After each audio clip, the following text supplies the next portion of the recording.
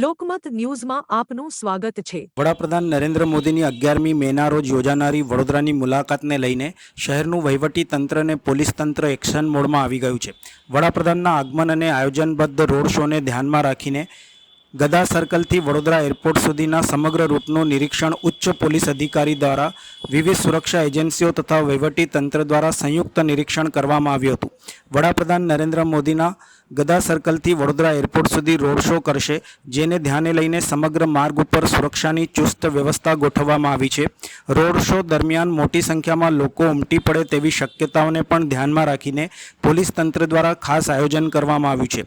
Route નિરીક્ષણ દરમિયાન traffic વ્યવસ્થા, જાહેર સુરક્ષા, પાર્કિંગ, ઇમરજન્સી અને ભીડ નિયંત્રણ સહિતના મુદ્દાઓની સમીક્ષા કરવામાં આવી રહી છે। રોડ શોના સમગ્ર માર્ગ ઉપર બંને બાજુ બેરિકેડિંગ કામગીરી પણ હાથ ધરવામાં આવી રહી છે, જેથી લોકોને અવરજવર અને સુરક્ષા વ્યવસ્થા સુચારુ રીતે જાળવી શકાય।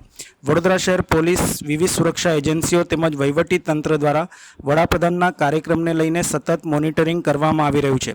શહેરના મહત્વના વિસ્તારોમાં પોલીસ પેટ્રોલિંગ વધારવામાં આવ્યું છે, તેમજ સંવેદનશીલ સ્થળોને પણ ખાસ નજર રાખવામાં આવી રહી છે। વડાપ્રધાનના આગમનને લઈને શહેરમાં રાજકીય તેમજ પ્રશાસનિક માહોલ ગરમાયો છે અને કાર્યક્રમને સફળ બનાવવા માટે તંત્ર દ્વારા યુદ્ધના ધોરણે તૈયારીઓ કરવામાં આવી રહી છે।